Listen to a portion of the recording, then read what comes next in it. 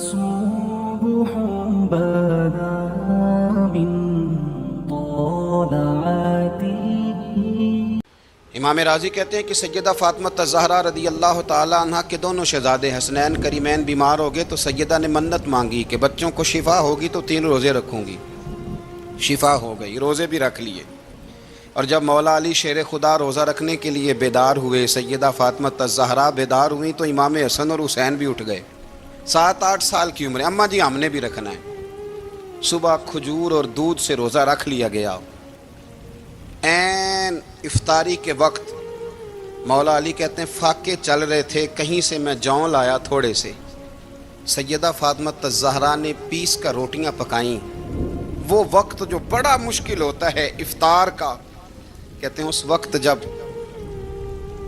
کھانے کے لیے بالکل ہاتھ آگے بڑھنے لگے اور امید تھی کہ ابھی سیدنا بلال اللہ اکبر کہیں گے تو روزہ کھلے گا، لیکن ابھی چند ہی منٹ رہتے تھے کہ دروازے پر ایک فقیر نے صدا دی. کہنے لگا سارے مدینے کے دروازے کھٹکھٹا آیا ہوں، قحط ہے، فاقہ ہے، اے رسول اللہ کے خاندان والو، میں یتیم ہوں. کسی نے بتایا ہے کہ اور کوئی دروازہ کھلے نہ کھلے سیدہ کا دروازہ تیرے لیے ضرور کھلے گا. کیا یتیم کو روٹی ملے گی؟ تو حضرت مولا علی نے بچوں کی طرف دیکھا ہی تھا کہ امام حسن ساری روٹیاں جا کے دروازے پہ دے آئے. کھجور اور پانی سے افطار ہو گیا. صبح پھر کھجور اور دودھ سے روزہ رکھا. امام راضی کہتے ہیں عین وہ وقت جب افطار کا ٹائم آیا تو پھر دروازے پہ کسی نے صدا دی. کہا رسول اللہ کے خاندان والوں میں مسکین ہوں، رات سے روٹی کھائی ہے، نہ صبح کھا سکا نہ دوپہر. کسی نے بتایا ہے کہ اس دروازے سے خالی کوئی نہیں جاتا. امام حسن نے پھر سارا لنگر اٹھایا اور پھر جا کے دے دیا. تیسرا دن پھر ہوا. مجھے لگتا ہے کہ جب افطار کا ٹائم آیا ہوگا نا تو یہ خود ہی سارے دروازے پہ دیکھتے ہوں گے، یہ کوئی آیا نہیں لینے والا ابھی تک. لگتا ہے کہ نظریں دروازے پہ تھیں. عین افطار کے وقت 3 روٹیاں جب جوں کی پک کے آئی تو ایک بھکاری نے صدا دی. کہنے لگا میں قیدی ہوں، آج ہی قید سے رہائی ملی ہے. پہلے دن کسی کے دروازے پہ صدا ملی ہے، دی ہے روٹی ملے گی. امام حسن وہ کھانا دے کے واپس لوٹے. کھجور اور پانی سے افطار ہوا اور جیسے ہی مسجد نبوی میں تینوں باپ بیٹا نماز پڑھنے گئے تو مولا علی کہتے مجھے بتانا نہیں پڑا. رسول کریم نے میری طرف دیکھ کے فرمایا علی تیرا، فاطمہ کا، حسن اور حسین کا 3 دن والا عمل خدا کو بھی بڑا پسند آیا ہے اور محمد مصطفیٰ کو بھی بڑا پسند آیا، بڑا پسندیدہ عمل. میں کہتا ہوں کہ حضرت فاطمہ نے نا ان کی تربیت پہلے ہی کر دی تھی 3 دن بغیر افطار کے روزہ رکھنے کی. وہ ٹریننگ گھر سے ہو چکی تھی. اب میدان کربلا میں 3 دن بھوکا پیاسا رہنا ان کے لیے مشکل نہیں تھا. حضرت جناب سیدہ زینب بنت ابی رافع کہتی ہیں کہ سیدہ فاطمہ الزہرا نا ایک دن اپنے دونوں شہزادوں کو لے کے، جب حضور کی طبیعت مبارک بظاہر علیل تھی جس میں حضور کا وصال ہوا، دونوں شہزادے لے کے سیدہ فاطمہ نبی کریم کی بارگاہ میں گئیں. کہنے لگی یا رسول اللہ میرے بچوں کو کچھ دیجئے. سیدہ پاک تو حضور اٹھ کے بیٹھ گئے. اس کندھے سے امام حسن کو لگایا اور اس سے امام حسین کو لگایا اور فرمایا فاطمہ یہ جو میرا حسن ہے نا اس کو میں اپنی ہیبت اور سرداری دیتا ہوں، اور فرمایا یہ جو میرا حسین ہے نا حسین کو میں اپنی جرت اور سخاوت دیتا ہوں. میرا حسین جرت مند ہوگا اور سخی ہوگا.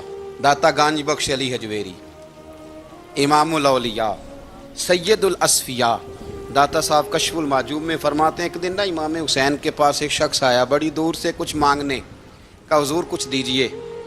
وہ شخص کہتا ہے کہ میرا ظرف یہ تھا کہ 4-5 دینار ملیں گے. تو امام حسین فرمانے لگے تھوڑی دیر بیٹھ جا، رزق آ رہا ہے. تو امام حسین کو حکومت وقت کی طرف سے نا 5 تھیلیاں ملی جس میں ایک تھیلی میں 500 اشرفیاں تھیں. 5 تھیلیاں آئیں لیکن اس کو آنے میں نا ذرا دیر ہو گئی. وہ 5 تھیلیاں جب آئی نا تو امام حسین اس کی طرف 5 تھیلیاں بڑھا کے نا، ذرا دیکھنا میری طرف غور سے، 5 تھیلیاں بڑھا کے نا تو فرمانے لگے میاں جتنا تجھے انتظار کرایا نا اتنی ہم تیری حاجت پوری نہیں کر سکے. تو یہ نہ محسوس کرنا کہ حسین کے دروازے پہ بیٹھا بھی رہا ہوں تو ملا کیا ہے، یہ نہ محسوس کرنا. وہ شخص کہتا ہے جب میں نے وہ تھیلیاں کھولی اور پھر میری نظر امام حسین پہ پڑی تو میرے اندر سے آواز آئی، اگر حسین ابن علی اتنے سخی ہیں تو محمد عربی کتنے سخی ہوں۔ اگر یہ معیار ان کا ہے، ان کا یہ معیار ہے، اور خود بھیک دیں خود ہی کہیں منگتے کا بھلا ہو، خود کہنے لگے جتنا انتظار کرایا ہے اتنی تیری مدد کر سکے۔ یہ سخاوت کا معیار تھا، یہ طریقہ تھا۔ ایک دفعہ سیدنا امام حسین رضی اللہ تعالیٰ عنہ کے گھر کے اندر 5000 دینار آئے۔ مسجد میں تھے، آپ کو 5000 دینار ملے تو امام زین العابدین کہتے ہیں کہ مسجد سے لے کر گھر آنے تک امام حسین نے 5000 اللہ کے رستے میں خیرات کر دی۔ فرماتے میں نے کہا ابا جی 5 دینار کی گھر میں ضرورت تھی، مالاں والے سخی نہیں ہوندے تے سخیاں کل مال نہیں ہوندا، ایتھے اوتھے دوویں جہانی سخی کنگال نہیں ہوندا۔ کہا ابا جی 5 دینار کی گھر میں ضرورت تھی، تو کہتے ہیں مجھے فرمانے لگے بیٹا یہ جن کو میں نے دیا ہے نا یہ گھر کے لیے ہی دیا ہے، یہ گھر کے لیے ہی دیا ہے، جن کو دیا ہے تمہارا کیا خیال ہے یہ باہر خرچ ہوا ہے؟ یہ گھر کے لیے ہی ہے۔ اس لیے کہ جب انسان دوسروں پر شفقت کرتا ہے تو اللہ اس کے گھر پہ رحمت فرماتا ہے۔ امام حسین کے مزاج میں پہلی بات میں نے ذوق عبادت کی عرض کی، دوسری بات عرض کر رہا ہوں کہ صحابہ حضرت اسامہ بن زید بڑے پیارے ہیں میرے نبی کریم کے، بڑے پیارے۔ حضرت اسامہ بن زید کے بارے میں سیدہ عائشہ صدیقہ فرماتی ہیں ان کے ناک سے اگر ریٹھ نکلتی تھی تو اللہ کے رسول اپنے دستے مبارک سے صاف کر دیتے تھے، اور سرکار فرماتے تھے کہ اگر اسامہ لڑکی ہوتا نا، ان کے غلام کے بیٹے تھے حضرت زید بن عمرو، اگر یہ لڑکی ہوتا میں اسے زیور پہناتا۔ بڑے پیارے تھے، لیکن جب ان کا آخری وقت آیا نا تو 60,000 دینار کا قرضہ تھا، رشتہ داروں سے کہا، دوستوں سے کہا، یاروں سے کہا، پر قرض ادا نہیں ہو رہا تھا۔ حضرت اسامہ بن زید کہتے ہیں بڑا پریشان تھا۔ جب حد ہو گئی نا تو حضرت اسامہ بن زید فرمانے لگے جاؤ کوئی حسین ابن علی کو خبر کرو، ان سے کہو میں نا غلام ہوں آپ کے نانا کا، مقروض دنیا سے چلا گیا تو کیا بنے گا۔ امام حسین کو خبر ملی تو دوڑے آئے۔ لاجپال اس پیر کو نہیں کہتے جو تگڑا نذرانہ لے کے تو ماتھا چوم لے، لاجپال تو اس کو کہتے ہیں کہ جب ضرورت پڑے تو وہ سر پہ موجود ہو۔ حضرت سیدنا امام حسین تشریف لائے تو جناب اسامہ بن زید رو پڑے، کہنے لگے حضور میں نے نا غلامی کی ہے آپ کے نانا کی، اور اس غلامی پہ ناز ہے، اب 60,000 دینار کا قرضہ لے کے دنیا سے جاؤں گا تو میری قبر پہ بوجھ رہے گا۔ امام حسین خادم کو بھی کہہ سکتے تھے جاؤ گھر پیسے پڑے ہیں لے آؤ، امام حسین خود گئے، چادر اوڑھ کے تو اس کی اوٹ میں بکل میں 60,000 دینار چھپا کے لائے، اور جناب اسامہ بن زید کے سامنے رکھ کے کہنے لگے اسامہ یار پیسے رات کو ہی آئے تھے، میں سوچ رہا تھا مجھے تو ضرورت نہیں، اللہ نے کس کا نصیب میرے گھر میں بھیج دیا ہے، مجھے تو حاجت ہی نہیں تھی، اب پتہ چلا پیسے تیرے تھے، اللہ نے حسین کی ڈیوٹی لگائی ہے کہ جا کے دے آ۔ حضرت اسامہ بن زید رو پڑے، فرمانے لگے اللہ آپ کو بہترین صلہ عطا فرمائے۔ امام بڑا ہی پیار کرتے تھے، گھوڑے پہ جا رہے تھے، کچھ فقیر غریب لوگ بیٹھ کے روٹی کھا رہے تھے، کہاں رہے تھے؟ سڑک کے کنارے۔ تو امام زین العابدین فرماتے ہیں کہ جب امام حسین گزرے تو انہوں نے آواز دی حضور دل کرتا ہے ہمارے ساتھ بیٹھ کے روٹی کھائیں۔ کائنات کے مالک و مختار کے نواسے اور دنیا کے سب سے بڑے شہزادے گھوڑے سے اترے اور غریبوں کے ساتھ سڑک پہ بیٹھ گئے، روٹی کھانے لگے اور دیر تک کھاتے رہے، اور جب فارغ ہو گئے تو فرمانے لگے کھانے کی ضرورت بھی نہیں تھی، حاجت بھی نہیں تھی، پر تم نے آواز دی تو دل رکھنے کو بیٹھ گیا تھا، اگر اجازت دے تو چلا جاؤں۔ یہ مزاج تھا، یہ طبیعت تھی۔ آپ کے ایک بھائی ہیں چھوٹے، حضرت محمد بن حنفیہ نام ہے، حضرت مولا علی شیر خدا رضی اللہ تعالیٰ عنہ کی دوسری بیوی سے۔ ایک دن حضرت امام حسین ان کے گھر میں بیٹھے تھے تو کسی بات میں نا اختلاف رائے ہو گیا، تو امام علی مقام ناراض ہو گئے، فرمایا آج کے بعد تیرے گھر نہیں آؤں گا، رومال اٹھایا چلے گئے۔ لوگوں نے حضرت محمد بن حنفیہ رضی اللہ تعالیٰ عنہ سے کہا حسین تو ناراض ہو گئے، کبھی نہیں آئیں گے۔ آپ فرمانے لگے بھائی تمہارا ہے کہ میرا؟ جی بھائی تو آپ کے ہیں۔ فرمایا اگر کہو تو چند منٹوں میں حسین واپس آئے۔ جناب ناراضگی ہو گئی ہے۔ فرمایا ناراضگی ہوئی ہے پر میں اس کے دل کی نرمی کو تو جانتا ہوں نا، اس کے مزاج کے اندر جو محبت ہے اس سے تو ابھی آئے کہ جناب وہ کیسے؟ فرمانے لگے دیکھنا ذرا. تو امام حسین نے خط لکھا، حضرت محمد بن حنفیہ نے رکا لکھا، کہنے لگے حسین میرے باپ کا نام بھی علی ہے اور آپ کے باپ کا نام بھی علی ہے، پر ایک فضیلت ایسی ہے جس میں آپ کا مقابلہ نہیں کر سکتا، وہ یہ ہے کہ آپ سیدہ فاطمہ الزہرا کے لال ہیں، اب محمد مصطفیٰ علیہ السلام کے نواسے ہیں. کہنے لگے بھائی جان آپ نے نانا جان کی وہ حدیث تو سنی ہوگی کہ دو لوگ ناراض ہو جائیں تو جو صلح پہلے کرے جنت میں پہلے جائے گا.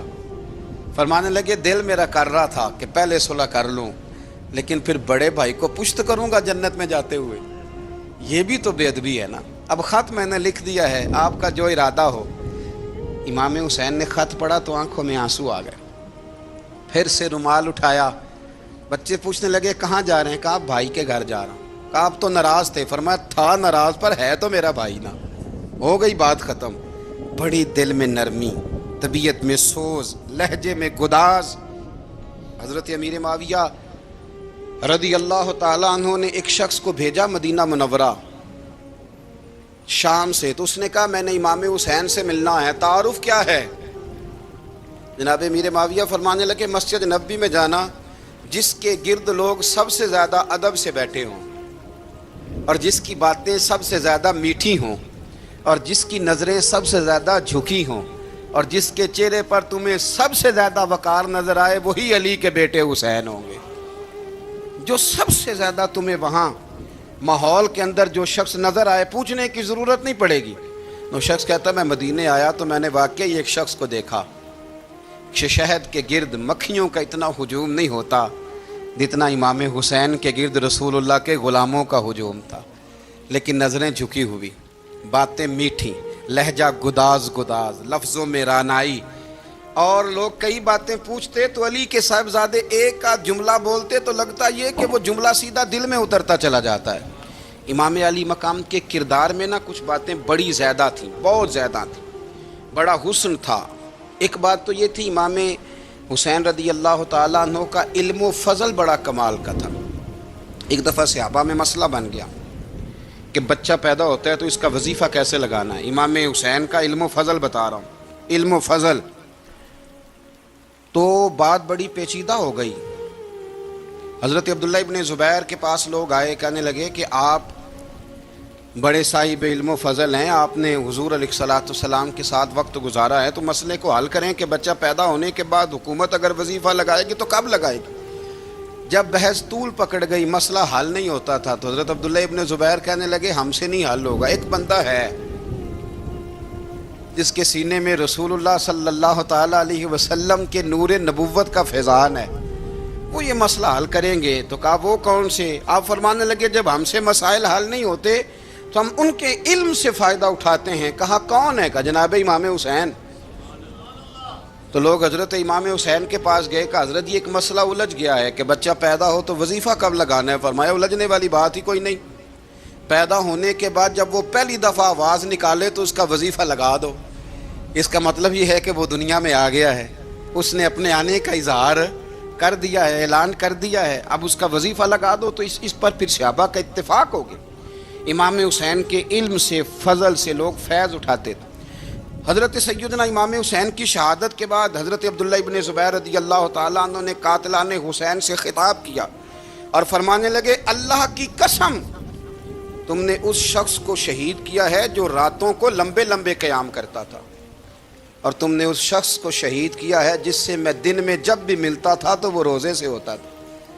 تم نے اس شخص کو شہید کیا جو قائم اللیل تھا، صائم الدہر تھا، اس شخص کو تم نے شہید کیا. آپ کو پتہ ہے کہ میدان کربلا میں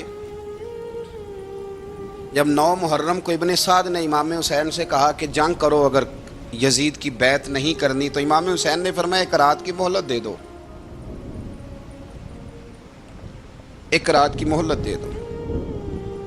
حضرت امام زین العابدین کہتے ہیں میں نے اپنے والد گرامی سے عرض کی کہ ابا جی آپ جہاد سے دور جانے والے تو ہیں نہیں، آپ تو جہاد سے پیار کرنے والے، اور یہ بھی پتہ ہے مجھے کہ یہ جنگ اب ہو کے رہے گی، تو ایک رات کی مہلت لینے کا معنی کیا ہے؟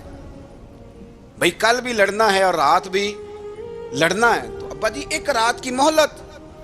تو سیدنا امام حسین رضی اللہ تعالیٰ عنہ فرمانے لگے بیٹا رات کی مہلت اس لیے لی ہے کہ میں آج رات کھل کے اپنے رب کی عبادت کر لوں، میں استغفار کر لوں، میں لمبے سجدے کروں۔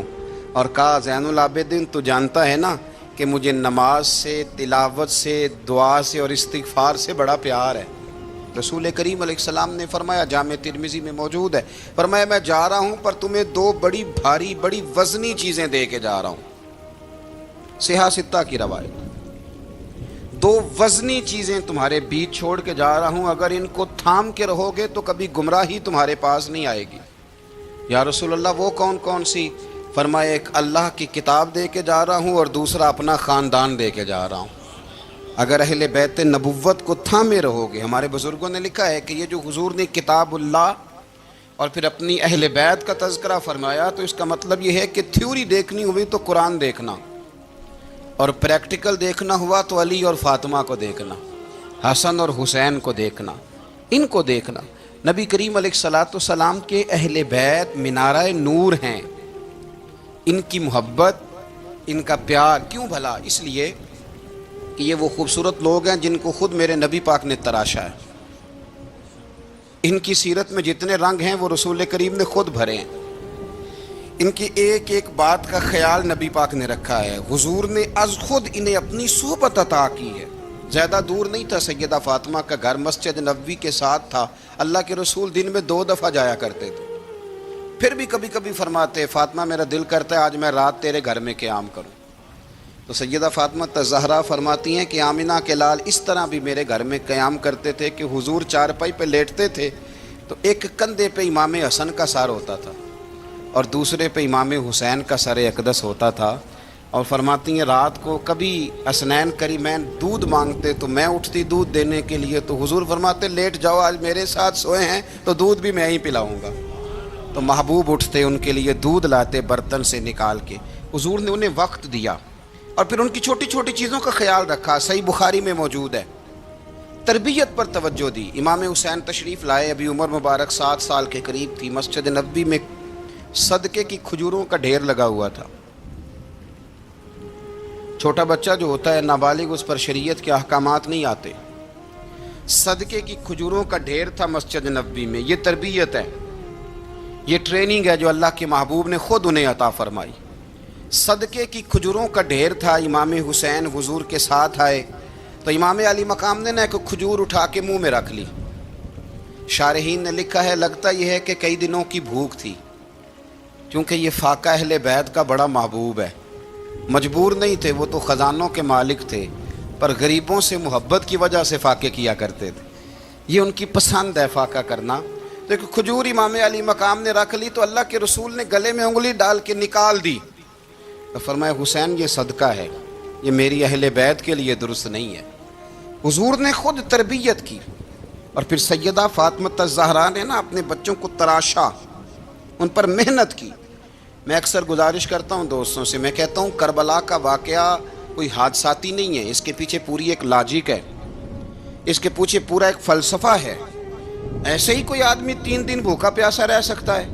کسی آدمی کو صبح اس نے کھانا کھایا اور شام تک کھانا نہ ملے تو ٹانگیں کانپتی ہیں۔ رمضان المبارک میں عبادت کی نیت سے روزہ رکھنے والے بھی شام کو بڑے پریشان ہو جاتے، اور مسلسل 3 دن کھانا نہ کھایا جائے اور پانی نہ پیا جائے، اور حال یہ ہے کہ وہی آدمی تلوار لے کے میدان میں نکلے اور اس کی حالت یہ ہو کہ لوگ اس کے آگے دوڑنا شروع کر دیں، ہزاروں کی فوجیں تاب نہ لا سکے۔ علی کا گھر بھی وہ گھر ہے کہ جس گھر کا ہر ایک بچہ جسے دیکھو وہی شیر خدا معلوم ہوتا ہے۔ یہ کوئی آسان ہے؟ اس کے پیچھے پوری ایک اس کے پیچھے فلسفہ ہے۔ امام راضی کی تفسیر کبیر دیکھیے گا، حضرت امام حسین کی وہ شخصیت تھی کہ مشکات میں حدیث ہے، نبی پاک صلی اللہ تعالی علیہ وسلم کی چچی جناب ام فضل صبح صبح گھبرائی حضور کی بارگاہ میں آئیں، عرض کی یا رسول اللہ صلی اللہ علیہ وسلم آج میں نے عجیب خواب دیکھا ہے، میں ڈر گئی ہوں۔ حضور نے فرمایا چچی کیا دیکھا؟ عرض کی حضور میں نے دیکھا ہے کہ آپ کے وجود کا گوشت کا ایک ٹکڑا کٹ کے میری جھولی میں آ گیا ہے۔ حضور یہ کیا ہے؟ تو محبوب خواب سن کے مسکرائے، فرمایا چچی یہ پریشانی والا خواب نہیں، یہ تو خوشی والا خواب ہے، اللہ فاطمہ کو بیٹا عطا کرے گا اور وہ تیری گود میں کھیلا کرے گا۔ چونکہ وہ میرے وجود کا ٹکڑا ہوگا لہذا خواب تجھے یہ آئی ہے. تو امام حسین پیدا ہوئے, امام حسن کی عمر ابھی 11 مہینے تھی. تو نبی پاک نے امام حسین کو جناب ام فضل اپنی چچی کی گود میں دے دیا کہ فاطمہ کے لیے دونوں بچے سنبھالنا مشکل ہوگا. وہ خواب اس طرح پوری ہوئی. امام حسین سے حضور نے بڑا پیار کیا, بڑی محبت فرمائی نبی پاک سے. کچھ حدیثیں میں نے جمعے میں عرض کی تھیں. حضرت ابو ہریرہ رضی اللہ تعالیٰ عنہ کہتے ہیں یہ واحد بچہ تھا حضور کے گھرانے کا کہ میں نے دیکھا کہ نبی پاک صلی اللہ علیہ وسلم بیٹھے تھے تو یہ حضور سے کہہ رہے ہیں, نبی پاک سے, کہ نانا جی اٹھ کے کھڑے ہو. کہتے ہیں حضور کھڑے ہو گئے تو کہنے لگے میں نے آپ کے برابر جانا ہے. بچے جو مرضی ضد کر لیتے ہیں نا. قد چھوٹا تھا, عمر 7.5 سال تھی. کہنے لگے نانا میں نے برابر جانا ہے. تو نبی پاک صلی اللہ علیہ وسلم نے ہاتھ پکڑ لیے, فرمایا چل پھر ہو جا برابر.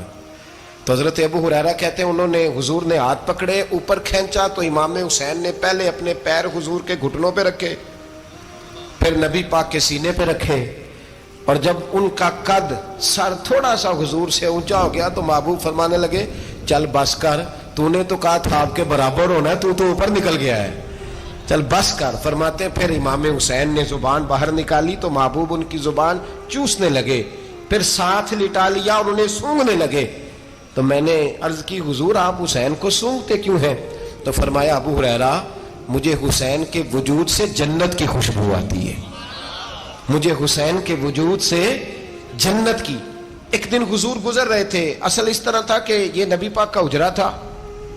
جن لوگوں کو اللہ نے مدینے کی زیارت کرائی ہے وہ جان سکتے ہیں نبی پاک کا حجرہ تھا. تو حضور کے حجرے کی اس جانب یعنی مسجد کی جو بالکل سیدھ ہے اس کی بیک میں سیدہ فاطمہ رہتی.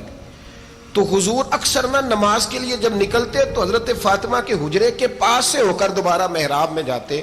محبوب حجرے کے پاس سے گزرے تو امام حسین رو رہے تھے. تو حضرت فاطمہ نے کسی بات میں جھڑک دیا تو امام حسین رونے لگے.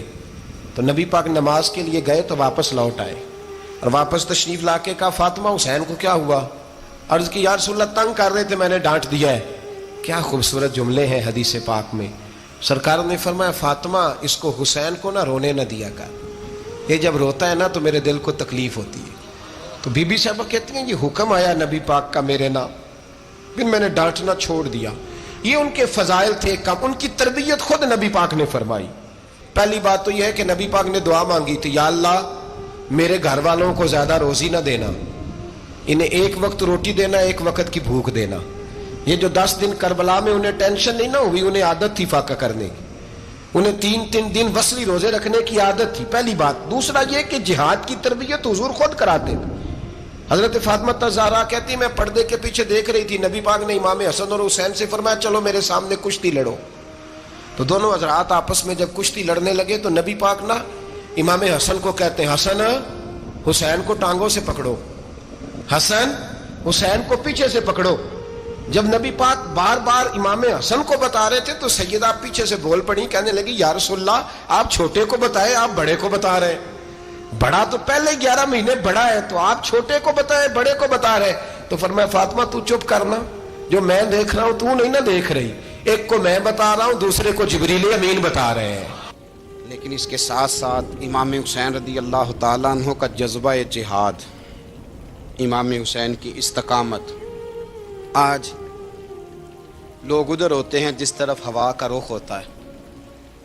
آج لوگوں کی سوچوں کا زاویہ یہ ہے کہ جدھر رش زیادہ ہوگا ہم بھی ادھر جائیں گے.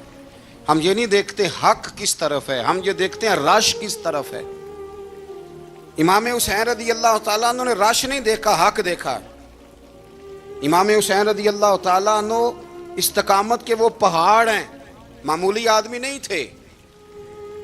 فرزق شاعر کہتا ہے کہ میں نے امام حسین سے کہا تھا, میں نے کہا لوگوں کی تلواریں یزید کے ساتھ ہیں پر دل آپ کے ساتھ ہیں, دل آپ کے ساتھ ہیں. امام حسین رضی اللہ تعالیٰ عنہ نے زمانے کے حالات نہیں دیکھے, حق اور سچ دیکھا. جتنی چیزیں انسان کو کمزور کر سکتی ہیں وہ ساری امام حسین پہ طاری کی گئیں. جتنی چیزیں, وطن چھوڑنا کتنا کو مشکل ہوتا ہے. شالا پردیسی کوئی بھی نہ تھی وے تے ککھ جنہ تو پارے. حضرت سلطان باؤ فرماتے ہیں بچو پردیسی ہونا کوئی آسان ہے؟ جس آدمی کا کسی چھوٹے سے گاؤں میں بھی مکان ہو چھوڑنا پڑ جائے تو روٹا ہے. تو تو مجھے بتاؤ جس نے اپنا سارا بچپن مدینے میں گزارا ہو، آج جو ایک ہفتہ مدینے رہ کے آتے ہیں ان سے واپس نکلنا مشکل ہوتا ہے. لیکن امام حسین حق کا رستہ تھا، وطن کی قربانی دی، اور معمولی وطن نہیں، مدینے جیسا وطن. اور جب کھڑے تھے نا امام حسین رضی اللہ تعالیٰ عنہ رجب میں نکل رہے تھے مدینے سے، تو کوئی شاعر کہتا ہے دور کھڑے ہو کے انہوں نے گویا کہا تھا، آقا تیرے کرم کے خزینے کی خیر ہو، میں جا رہا ہوں تیرے مدینے کی خیر ہو. امام حسین نے وطن چھوڑا، کوئی لغزش نہیں پیروں میں، کوئی نہیں. شہزادوں والی زندگی تھی، مسجد نبوی کے امام تھے، نبی کریم علیہ السلام کے روضہ اطہر پر تشریف رکھتے تھے، زمانہ حیا کرتا تھا، شان و شوکت تھی، پر حق کے لیے چھوڑا، نکل کر خانقاہوں سے ادا کر رسم شبیری. اور پھر بڑا مشکل ہوتا ہے جس شخص کے ساتھ بچے اور عورتیں ہوں، وہ تو یہ کہہ کے لڑائی سے جان چھڑاتا ہے کہ میرے ساتھ فیملی ہے، نہ ہوتی تو تجھے بتاتا. پر امام حسین کو اولاد بھی کمزور نہیں کر سکی، عورتوں کا ساتھ ہونا کمزور نہیں کر سکا. پھر امام علی بھوک کتنا مشکل کام ہے. آج لوگ کہہ نہیں دیتے کہ میں تو اس لیے گناہ کرتا ہوں کہ رشوت اس لیے لے لیتا ہوں کہ بچے چھوٹے ہیں. 10 دنوں کی کم و بیش سفر، 3 دنوں کی بھوک اور پیاس، پر حق کے رستے میں امام حسین کو کوئی چیز کمزور نہیں کر سکی. اور پھر وہ جتنی باتیں لوگ کہہ سکتے تھے وہ ساری کہیں گئیں، ساری. اور آ کے عرض کرنے لگا حضور یہ کوئی معمولی دشمن نہیں، یہ وہ ظالم ہیں جو لاشوں پہ بھی گھوڑے دوڑا دیتے ہیں. تو امام علی مقام فرمانے لگے جو شہادت کا جذبہ لے کے نکلے وہ پھر انجام نہیں دیکھا کرتا. وہ انجام، وہ جتنی چیزیں جو استقامت کے رستے میں آ سکتی ہیں وہ ساری چیزیں رستے میں آئیں، پر امام علی مقام نے کسی چیز کی پرواہ نہیں کی. آج کا مسئلہ یہ ہے کہ آج لوگوں میں استقامت نہیں ہے. رات کو کچھ ہوتے ہیں، سویرے کچھ ہوتے ہیں، دوپہر کو کچھ ہوتے ہیں، شام کو کچھ ہوتے ہیں. ہمارا کل انداز تکلم کچھ اور ہوتا ہے، صبح کچھ اور ہوتا ہے.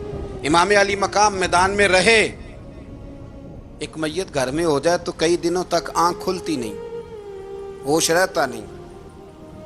سب سے زیادہ مصائب امام حسین نے دیکھے، سب سے زیادہ. اور گھوڑے پر بیٹھنے سے پہلے ساری تکلیفیں آپ دیکھ چکے تھے. باپ کا جنازہ اٹھانا آسان ہوتا ہے، بیٹے کا جنازہ اٹھانا بڑا مشکل ہوتا ہے. پر امام حسین نے بیٹوں کے جنازے اٹھائے.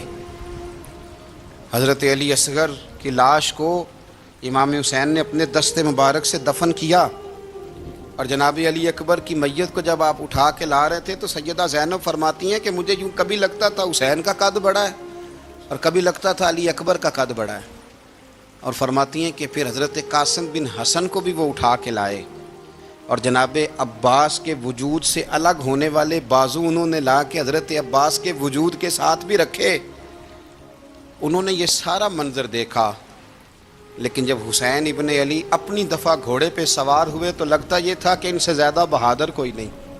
ایک جملہ بھی یزیدی فوج کے سامنے امام حسین نے کمزور نہیں کہا، ایک جملہ بھی، ایک فکرہ بھی کچا نہیں بولا، کہیں بھی کوئی منت نہیں کی، کسی جگہ بھی ان کے پائے استقلال میں کوئی لغزش نہیں آئی. جب لوگوں کو پتہ چل جائے کہ اب سامنے موت ہی موت ہے، سوائے اس کے چارہ کچھ بھی نہیں، تو بہت ساری رخصت اور اجازت تو دین بھی دیتا ہے. پر امام حسین کسی جگہ کسی رخصت پر عمل کرتے نظر نہیں آتے. ڈٹ کے بات کی، ڈٹ کے. اور پھر جب میدان میں نکلے، اللہ اکبر، تو ابن سعد کہنے لگا کہ اگر 2 کر کے، ایک کر کے جاؤ گے تو یہ 45,000 کا لشکر سارا حسین کاٹ ڈالے گا. یک بارگی حملہ کرو گے تو بات. اتنی استقامت، اتنا. آج تو لوگ ڈپریشن کے مریض ہیں، آج تو لوگ ٹینشن کے مریض ہیں. ہر دوسری بات میں لوگ کہتے ہیں وہ بڑا، پر کس بات سے؟ مطلب کیا آپ نے زندگی میں صرف جاب نہیں مل رہی، صرف بیماری آ گئی، صرف خرچہ نہیں گھر میں بڑا، کس بات کا ڈپریشن؟ امام حسین کی زندگی بتلاتی ہے کہ وہ لوگ بھی کوئی دنیا میں کمال حاصل کر سکتے ہیں جو چھوٹی چھوٹی بات پہ روتے ہیں. مال بھی ہے، جوانی بھی ہے، گھر بھی ہے، مکان بھی ہے، بچے بھی ہیں، عزت بھی ہے، صرف پیسے نہیں. اور انسان ہے کہ آنکھیں نہیں کھل رہی، وہ سمجھتا ہے میں کسی کام کا ہی، فقط پیسے نہیں بس. او خدا کے بندو، امام علی مقام نے فرمایا سارا کچھ لٹا کے بھی جو میدان میں کھڑا رہے اسے حسین ابن علی کہا جاتا ہے، اسے حسین ابن علی کہا جاتا ہے۔ حسین ابن علی کی شان رفت کوئی کیا جانے، حسن جانے، علی جانے، نبی جانے، خدا جانے، کون جانے امام علی مقام کا معیار۔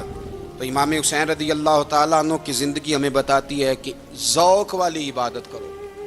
امام حسین کی زندگی ہمیں بتاتی ہے کہ جب تم سخاوت کرو تو پھر اپنی حیثیت سے بڑھ کر کرو، اور امام حسین کی زندگی ہمیں بتاتی ہے کہ دل میں کسی کے لیے کوئی بات نہ رکھو، صلح کرنے میں پہل کرو، محبتیں کرنے میں آگے بڑھو۔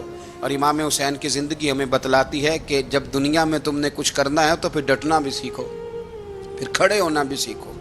یہ نہ دیکھو کہ حالات، امام حسین نے ایک دن بھی حکومت نہیں کی، یزید نے 4.5 سال کی، لیکن قیامت تک دلوں پہ حکومت امام حسین کی رہے گی، امام حسین کی رہے گی، اس لیے کہ ان میں استقامت تھی۔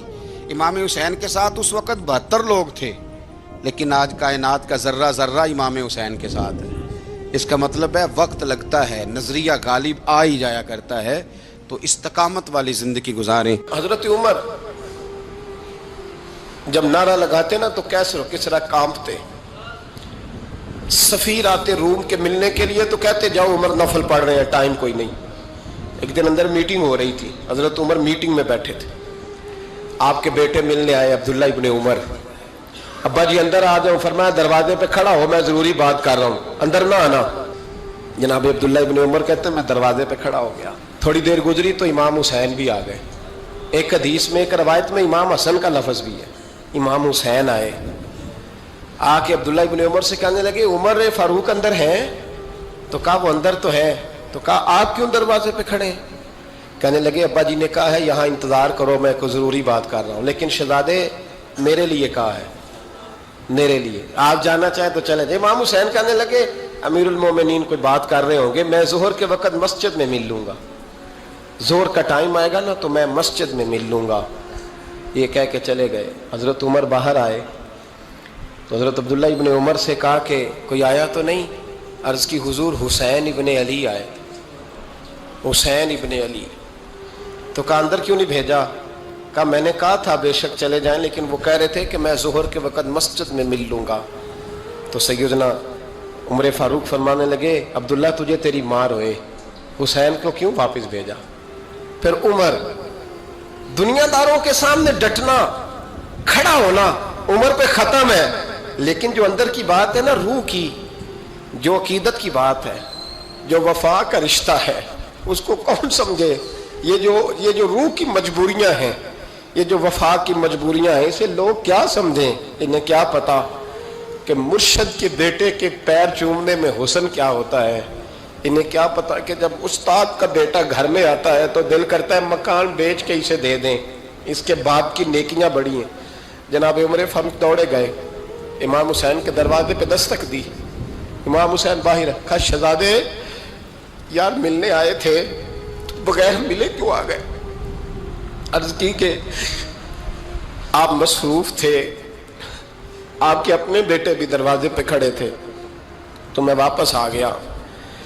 امام حسین کہتے ہیں عمر جذبات میں آ گئے، سر سے پگڑی گر گئی، کہنے لگے حسین میرے بیٹے کا اور حسین کا کیا مقابلہ؟ کیا اس کی ماں کا نام فاطمہ الزہرا ہے؟ کیا اس کی نانی کا نام خدیجہ الکبریٰ ہے؟ کیا اس کے نانے کا نام محمد مصطفیٰ ہے؟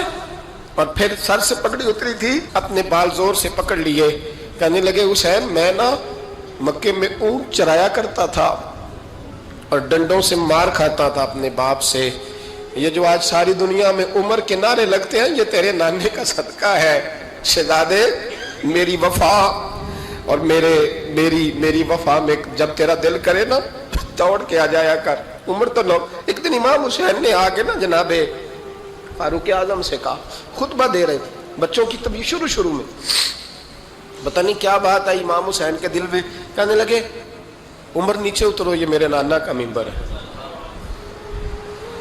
تو حضرت سیدنا عمر سنو، کبھی میرا بھی بچہ آ جائے تو میں کہتا ہوں اس کو پکڑو یار، بچوں کو تو نہیں نا جمعوں میں مطلب ذکر کیا جاتا، اترنا میرے نانے کا ممبر ہے۔ جناب عمر اتر کے نیچے کھڑے ہو گئے تو کہا جا کے اپنے نانے کے ممبر پہ بیٹھ۔ تو تو حضرت عمر رو پڑے، کہنے لگے شہزادے میرے نانے کا ممبر ہی کوئی نہیں ہے ہی نہیں، یہ ممبر یہ مصلی یہ تیرے نانے کی شان ہے، میرے نانے کا کوئی ممبر نہیں، تیرے ہی نانے کا ممبر ہے۔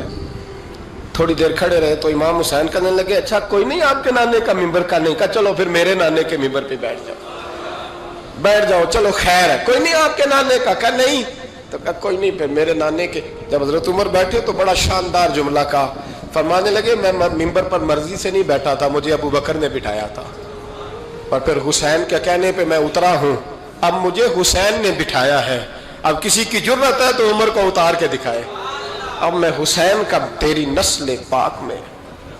اللہ تعالی ہمیں ان کے فیوز و برکات عطا فرمائے۔ آخر دعوانا ان الحمدللہ رب العالمین۔